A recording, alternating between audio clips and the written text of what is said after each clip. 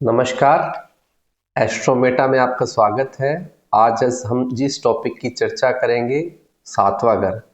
ये घर सबसे सेंसिटिव घर है। सातवां घर ये बताता है कि आपका स्टेटस कैसा है और कैसा आप स्टेटस बनाते हैं और कैसा उसको ठीक करते हैं। सातवां घर आपकी मैरिज के लिए है। सातवां घर वो घर है जो आपके सामने आपका अपोजिशन है। सातवां घर वो है जो आपका कस्टमर या क्लाइंट है।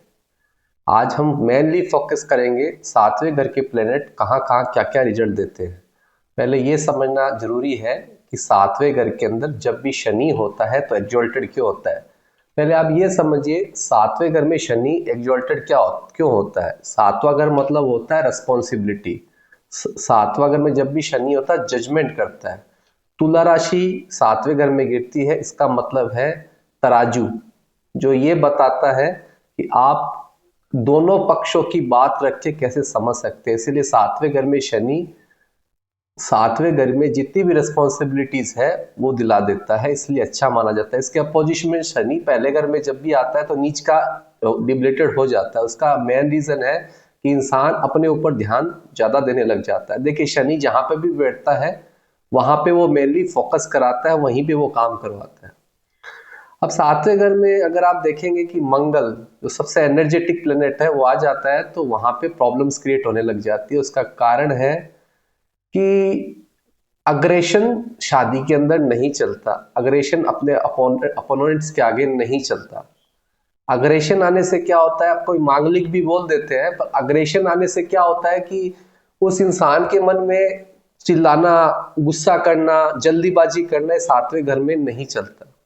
सातवें घर में बुध हो तो एक चीज ये बताता, बुध एक बहुत मतलब क्रिएटिव, बहुत ज्यादा जल्दी जल्दी करने वाला, या उसको सवाल पूछने की बहुत आदत होती है।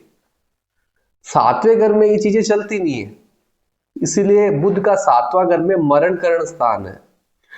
बुध एक बहुत ज्यादा एक्टिव प्लेनेट है।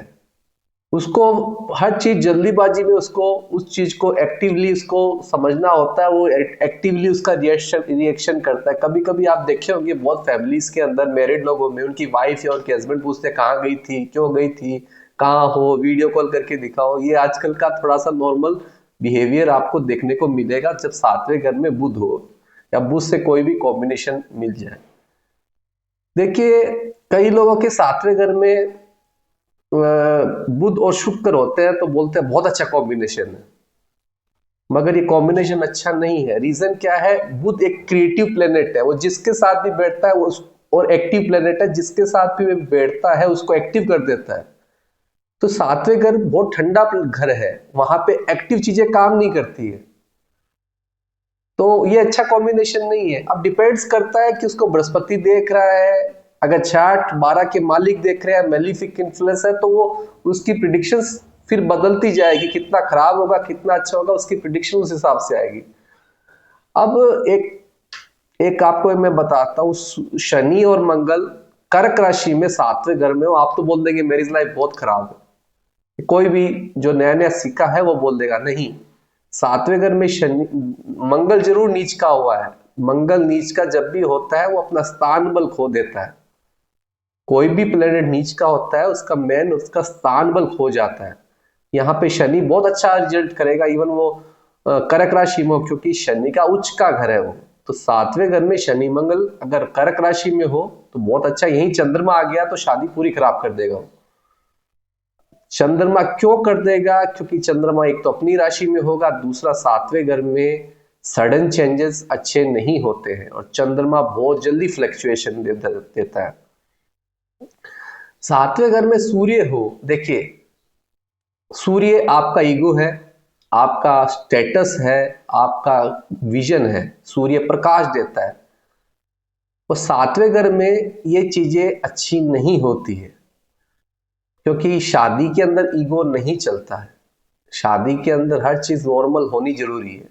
आपके अपोजिशन पे जो भी बैठा आप उससे ईगो से बात करोगे। देखिए, सातवां घर का मैं फिर से बताता हूँ, आप जहां बैठे आपके जो सामने जो है, इवन वो आपका क्लाइंट है, आपका कस्टमर है, वहां आप ईगो दिखाने लग जाएंगे तो वो प्रॉब्लम्स होने लग जाएगी। एक बहुत अच्छा चीज है कि केतु सातवें घर में हो तो क्या रिएक्शन देता है, वो अच्छा नहीं है। कारण बताता हूँ, केतु के पास एक्सप्रेशंस नहीं है, केतु के पास सर नहीं है, उसका बॉडी है। तो केतु का काम है डिटैच करना, और जिस भी घर में बैठता है वहां डिटैच करने लग जाता है। तो केतु के पास जब उसका खुद का कोई भी अपीयरेंस नहीं है, तो वो उस घर के अंदर अच्छे रिजल्ट नहीं दे पाता। एक क्लासिक विक्टिम ये बोलता है कि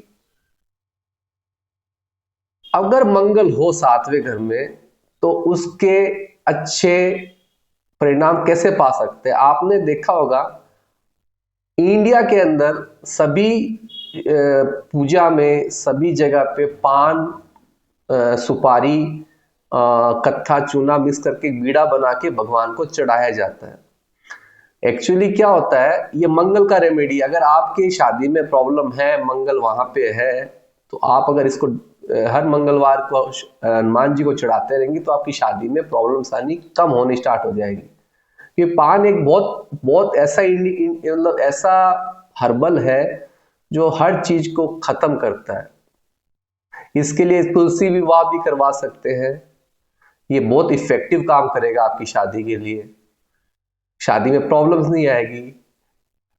अगर सातवें घर में राहु हो तो उसको ठीक करने के लिए आप बृहस्पति के जो भी रेमेडीज है वो कर सकते हैं। सूर्य या शनि सातवें घर में हो तो यहाँ पे आपको सूर्य की रेमेडी करनी चाहिए, तो उससे आपका सातवां घर ठीक होने लग जाता है। अब मैं बताता हूं आपको सातवें घर का मालिक जिन जिन घरों में बैठता है उनके रिजल्ट क्या क्या आते हैं। सातवां घर का मालिक अगर पहले घर में हो तो फिर से वही बात, आपका स्टेटस है, आपकी शादी उन्हीं से होगी जो आपके स्टेटस के बराबर के हैं। सातवें घर में अगर सूर्य है, सूर्य किसको रिप्रेजेंट करता है, ईगो, अग्रेशन, बहुत ज्यादा प्रकाश होता है, तो इस सातवें घर में नहीं चल पाता। सातवें घर में अगर कोई भी आपकी शादी के बाद या आपकी पार्टनरशिप बिजनेस के अंदर अगर आप अपने पार्टनर की, अपनी वाइफ की या अपने हस्बैंड की बुराई करना बंद कर देंगे तो आपका स्टेटस बढ़ने लग जाएगा। आप बहुत सारी कुंडलियां जब देखेंगे उस पर बहुत कुछ देखना पड़ता है, बृहस्पति का दृष्टि वगैरह भी देखना पड़ता है, शुक्र का भी देखना पड़ता है, मगर सातवें घर में अगर आप अपने लाइफ पार्टनर की इज्जत करेंगे, रेस्पेक्ट करेंगे, पीठ पीछे बुराई नहीं करेंगे, तो आपका सातवां घर सही होने लग जाएगा।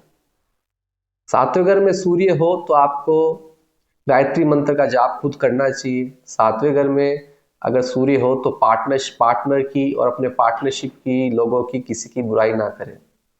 अब मैं आता हूं सातवें घर का मालिक जब भी पहले घर में आता है तो क्या रिजल्ट देता है। देखिए, पहला घर आपका स्टेटस है, सातवां घर आपका स्टेटस बनाता है। शादी के बाद या तो आपका स्टेटस ऊपर जाएगा या आपका स्टेटस नीचे आएगा, ठीक है। वो डिपेंड्स करता है कि उसको कौन देख रहा है, छाठ 12 के मालिक देख रहे हैं, बहुत कुछ चीजें देखनी पड़ेगी। पर मैं एक चीज बताता हूँ, आपका स्टेटस आपने देखा होगा कि शादी के बाद बहुत आपने सुना होगा शादी के बाद ये बदल गई या वो बदल गया। ये सातवां घर का मालिक पहले घर में होने से होता है।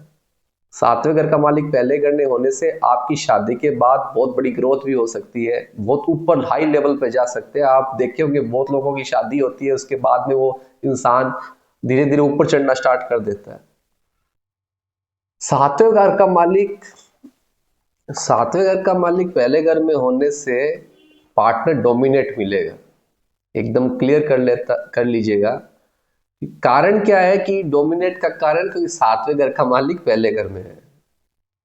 आपको ऐसे लोग मिलेंगे, आपका उनका partner human resource, labour industries से काम करता हुआ मिलेगा। सातवें घर का मालिक दूसरे घर में होने से, आप देखिए सेकंड हाउस आपका फैमिली है, सेवंथ हाउस आपका पार्टनर है। अब आप ये देखिए कि सातवें घर का मालिक जब भी दूसरे घर में होता है तो आपको आपके स्टैंडर्ड के लाइक पार्टनर आपको मिलते हैं। आपकी फैमिली से कोई पार्टनर आपकी लाइफ में आएगा, उससे आपकी शादी होगी। मतलब आपके लीनेज से जो भी पार्टनर आपको मिलेंगे वो आपकी वहां से होगी। सातवां घर फूडिंग हैबिट भी है, शादी के बाद आपकी फूडिंग हैबिट भी चेंज होने लग जाती है।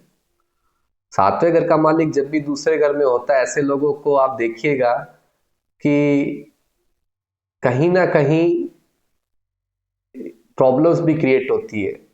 पराशर ऋषि ने सातवां घर और दूसरे घर को मारक घर बताया है। उसका रीजन ये है कि सातवां घर से आप और दूसरे घर में अगर कोई भी नेगेटिव इम्पैक्ट आ जाता है तो इंसान गलत शब्द यूज करने लग जाता है, अपने पार्टनर को कुछ भी उल्टा सीधा बोलने लग जाता है, तो उसके कारण आता है ये चीज। इसीलिए पराशर ऋषि ने सातवां और दूसरा घर मारक बताया है। सेवंथ हाउस का मालिक जब भी सेकेंड हाउस में हो तो आपको आपका पार्टनर फाइनेंस और फूड रिलेटेड एरिया से मिलेंगे। इनकी जो आपके स्पाउस होंगे वो उनका मतलब हिस्ट्री बहुत ऊंचा, मतलब उनके परिवार का हिस्ट्री बहुत ऊंचा मिलेगा। आपको ये भी पता चलेगा कि सेकेंड हाउस का मालिक जब भी सेवंथ हाउस से कनेक्ट हो रहा है तो आपको देखिएगा कि दूसरों के अंदर अपना फायदा कैसे ढूंढा जाए। एक क्लासिक विक्टिम बोलता है कि सेवंथ हाउस का मालिक सेकेंड हाउस होने पे किसी के मृत्यु भोज को खाने में बहुत आतुर रहता है। देखिए इसका एक बहुत अच्छा ये भी है कि सेकेंड हाउस फूडिंग हैबिट है।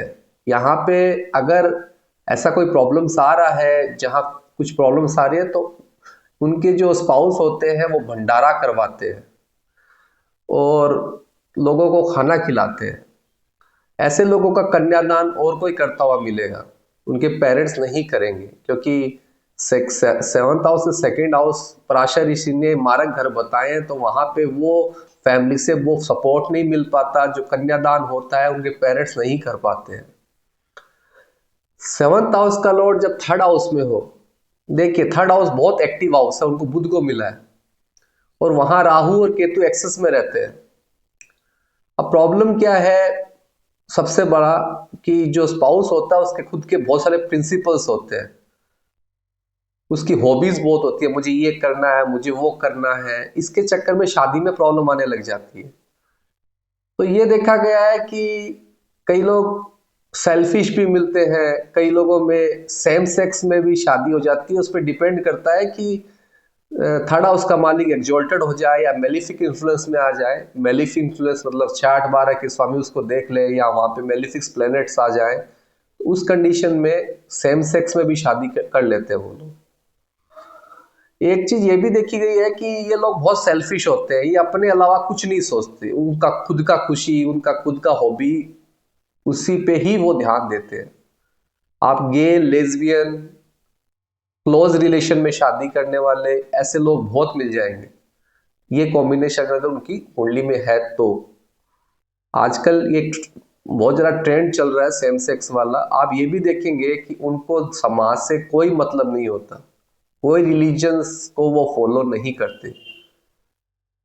दूसरा चीज ये भी है कि आपको अगर शादी करनी है तो उससे करें, अगर ये कॉम्बिनेशन है तो उससे करें जिसको आप बचपन से जानता है, जो आपको आपके सबकॉन्शियस माइंड को जानता है। अगर वो जानता है तो दिक्कत नहीं है, अगर नहीं जानता तो आगे जाके दिक्कतें शादी में होगी, शादी में प्रॉब्लम्स आएगी, शादी टिकेगी नहीं। सेवंथ हाउस का मालिक जब भी फोर्थ हाउस में, ये बहुत अच्छा कॉम्बिनेशन है, क्योंकि आपको जो पार्टनर मिलेगा वो न्यूरिशिंग, केयरिंग, टेक केयर करने वाला, सिखाने वाला, एनकरेज करने वाला, आपको आगे बढ़ाने वाला पार्टनर मिलेगा, चाहे वो मेल हो चाहे फीमेल हो। मगर प्रॉब्लम ये है, पराशर ऋषि इसको भी गलत बताया कि प्रॉब्लम ये है कि जब भी सेवंथ हाउस मालिक फोर्थ हाउस में आता है तो इमोशनल डिस्टर्बेंस भी क्रिएट हो जाते हैं, कुछ ना कुछ कहने का मतलब आपके इमोशनल ट्रबल्स आने लग जाते हैं। मगर एक चीज है कि यहाँ पे कुछ कंडीशंस है कि शादी होने के बाद आपका वास्तु चेंज होता है। कारण बताता हूं, आपका घर से आप हटके दूसरे घर में जाते हो। वास्तु का मतलब यही है कि आप अपनी जगह को छोड़ देते हो। एक पर्टिकुलर कुंडली में मैंने देखा था, यही कनेक्शन हो रहा था, सेवंथ का मालिक फोर्थ हाउस में बैठा था, उनकी शादी में प्रॉब्लम्स आने लगी, लास्ट में डाइवोर्स हो गया। कारण ये था, लेडीज चाहती थी कि जहां वो रह रहे हैं वहां ना रह के जहां उसका इमोशनल टच है जिस जमीन पे, वहां जाना चाहिए, उसको जाना था। तो सबसे अच्छा अगर ये दशा आ जाए तो सबसे अच्छा अपना एरिया चेंज कर ले, वास्तु चेंज करते ही आपकी प्रॉब्लम सॉल्व हो जाएगी। ये बहुत अच्छा रेमेडी है और ऐसे कर लेना चाहिए, जगह चेंज कर लेना चाहिए। पर यही है कि कई लोग करते नहीं है तो दिक्कतें खड़ी हो जाती है। 7th हाउस का मालिक 5th हाउस में, ये कॉम्बिनेशन लव मैरिज का है। पराशर ऋषि तो इसको एकदम गलत बताए हैं। इस लव मैरिज का कॉम्बिनेशन है, या तो शादी होने के बाद आपका पार्टनर आपको एकदम उठाएगा या एकदम गिराएगा, वो डिपेंड्स करता है कि उस पर क्या कॉम्बिनेशन आ जाए। देखिए 5th हाउस आपका फेम का हाउस है, आपका करेज का हाउस, मतलब आपका नॉलेज का हाउस है, तो आपको उठाएगा आपका पार्टनर ही। पर यहाँ पे लव मैरिज के भी बहुत बनते हैं, मतलब आपका पार्टनर आपका यश और अपयश कैसे करेगा वो भी ये बताता है। तो इस कंडीशन में अगर 5th हाउस में राहु आ जाए तो बहुत अच्छा रेमेडी है। जुपिटर की रेमेडी आप करिए, राहु आ गया तो आपका राहु ठीक हो जाएगा। दूसरा, अगर वहां पे सैटर्न आ गया है तो सन की रेमेडी करिए। जुपिटर की रेमेडी कैसे करेंगे, आप पुखराज पहन सकते हैं या थर्सडे का उपवास रख सकते हैं। और सैटर्न की रेमेडी करना है तो आपको सन को एक्टिवेट करना पड़ेगा। उसके लिए शनिवार के दिन शनि मंदिर में जाके दिया जाएगा, ये 5 रुपए का सिक्का दीजिए। अगर आप ये करते रहेंगे तो आपकी प्रॉब्लम सॉल्व हो जाएगी। 5th हाउस का मालिक अगर बहुत ज्यादा स्ट्रांग हो जाए तो लव मैरिज होने के चांसेस बहुत बना देता है। वहां पे अगर बृहस्पति का दृष्टि आ जाए तो लव मैरिज होने के चांसेस बन जाते हैं।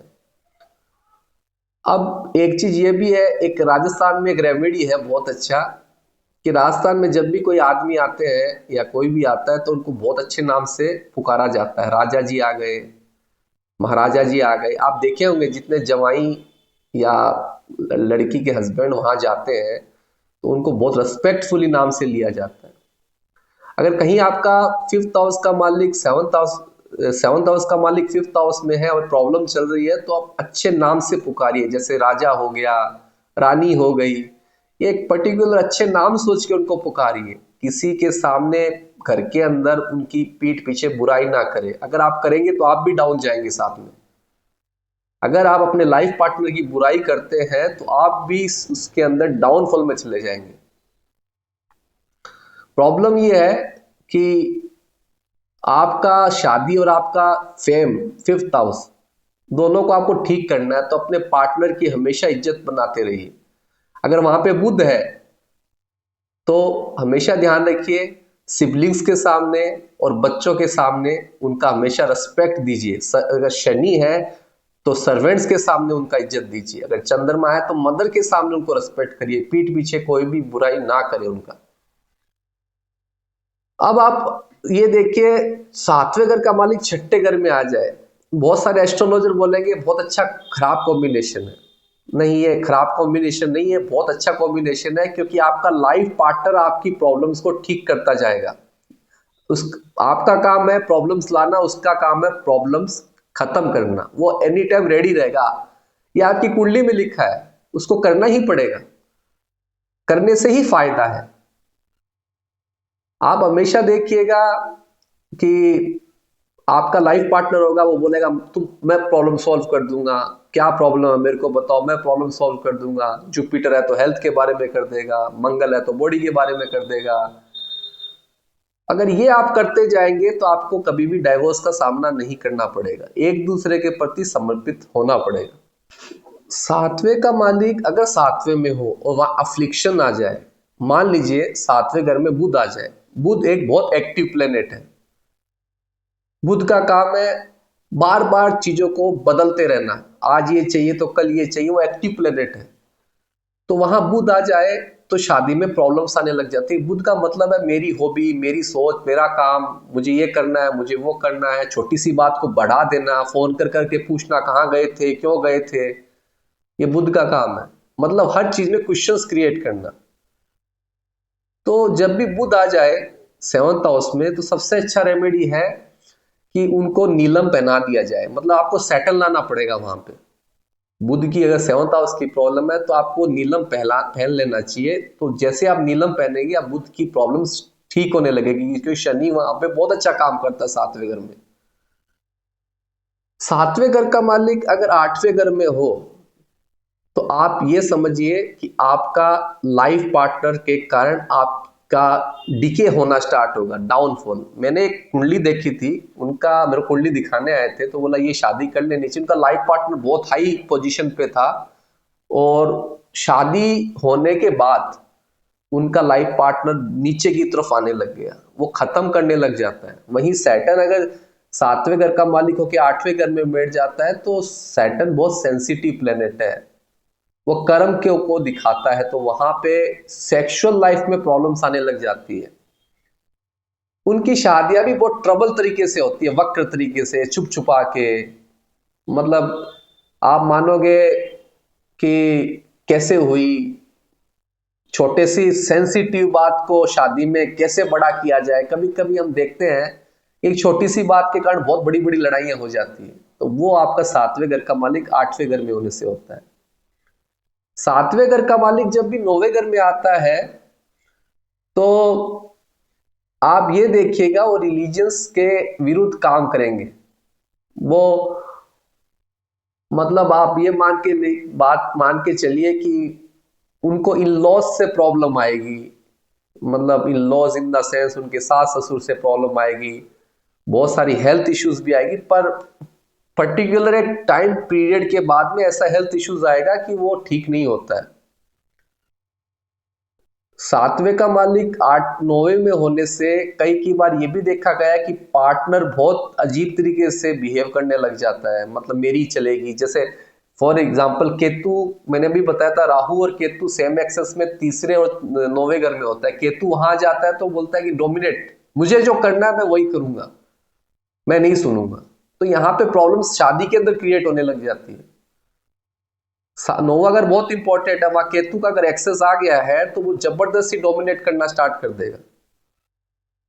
7वें का मालिक अगर 10वें घर में हो, ये कॉम्बिनेशन बहुत अच्छा है। ऐसा पार्टनर आप शादी होने के बाद आपके लाइफ में फाइनेंशियली और बिजनेस में ग्रोथ होती हुई आपको दिखेगी। आपको फायदे मिलने स्टार्ट हो जाएंगे, आपको लाइफ में बहुत सारी तरक्की मिलेगी। ये लोग आपके मतलब आप जहां बिजनेस करते हैं वहां से भी आपको मिल सकते हैं आपके लाइफ पार्टनर, या आपके ऐसा कोई करियर है जो उसमें कहीं ना कहीं जॉब कर रहे हैं तो वहां पे लाइफ पार्टनर आपको मिल जाते हैं, उससे शादी हो जाती है। 7वें घर का मालिक 11वें घर में हो, ये थोड़ा सा कॉम्प्लिकेटेड है, ये अच्छा भी है और बुरा भी है। 7वां का मालिक 11वें घर में हो तो पार्टनर के कारण फायदा होता है, मगर ये कॉम्बिनेशन ये भी बताता है कि शादी के बाद में एक्सटर्नल लव अफेयर होने स्टार्ट हो जाते हैं 7वें का मालिक 11वें में या 11वें का मालिक 7वें में, तो ये प्रॉब्लम्स आने लग जाती है। अब बात यह है कि इसको ठीक करने के लिए सबसे अच्छा है राहु के उपाय करिए, जुपिटर को चार्ज करिए, जुपिटर का स्टोन पहनिए, तो ये प्रॉब्लम्स कम होने के लिए राहु को सिर्फ जुपिटर ही कंट्रोल कर सकता है। 7वें का मालिक अगर 12वें घर में है तो ये अच्छा नहीं है। लाइफ पार्टनर या तो फॉरेन ले जाएगा, या आपको जेल में ले जाएगा, या डाइवोर्स होगा। ऐसे कंडीशन में अपना लाइफ पार्टनर को इंसान बहुत बुरा भला बोलता है, जो मन में आया वो बोल देता है, उसके कारण शादी में प्रॉब्लम्स आनी स्टार्ट हो जाती है। क्योंकि 12वां घर मोक्ष का है और 7वां घर बंधनों का है, दोनों का कॉम्बिनेशन एक साथ कभी नहीं हो सकता। अगर होता है तो बहुत सारी दिक्कतें खड़ी होती है। यहाँ पे अगर बृहस्पति देख ले 7वें घर को तो वो शादी को कंट्रोल कर लेता है, ठीक कर देता है। अब आइए मैं बताता हूं 7वें घर में जिन जिन प्लैनेट्स की दृष्टियां होती है उससे क्या होता है। जैसे कि 7वें घर पे आपके बृहस्पति, 7वें घर या 7वें घर के लॉर्ड पे आप बृहस्पति की दृष्टि आ जाए, बहुत अच्छा कॉम्बिनेशन है, वहां वो शादी को ठीक कर देता है। 7वें घर के मालिक पे अगर मंगल की दृष्टि आ जाए, आप देखिएगा ऐसे आपके जो पार्टनर होंगे बहुत स्ट्रांग होंगे, बॉडी बहुत होगा, वजन उठाने वाले मिलेंगे, पर डोमिनेट नेचर के होंगे, उसके कारण शादी में प्रॉब्लम्स आती है। राहु अगर 7वें घर के मालिक है, 7वें घर को देखता है तो शादी में बहुत सारी दिक्कतें खड़ा करता है। एक्सटर्नल अफेयर्स, मैंने शादी क्यों कर ली, एक पार्टनर तो और होना चाहिए था, ये विचार उत्पन्न करता है। शनि अगर 7वें घर को मालिक को देख लेता है, 7वें घर को देख लेता है लगन कुंडली में, तो शादी में स्टेबिलिटी लाने लग जाता है, पर थोड़ा डिस्टेंस होता है। 7वें घर के मालिक को अगर चंद्रमा देख ले तो कहीं ना कहीं ये देखा गया है कि मैरिज लाइफ में उतार चढ़ाव हमेशा बने रहते हैं। 7वें घर के मालिक को अगर केतु देख ले तो डिटैचमेंट करने लग जाएगा, क्योंकि उसके पास में अपना कोई भी अपीयरेंस नहीं है, वो कुछ दिखा नहीं सकता। अब रही सन की बात, सन अगर सातवें घर के मालिक को या सातवें घर को देखता है तो कहीं ना कहीं वो दबाने की कोशिश करता है किसी भी तरीके से। यहाँ उसको फेम भी दिला देता है, मगर कहीं ना कहीं से दबाने की कोशिश भी करता है।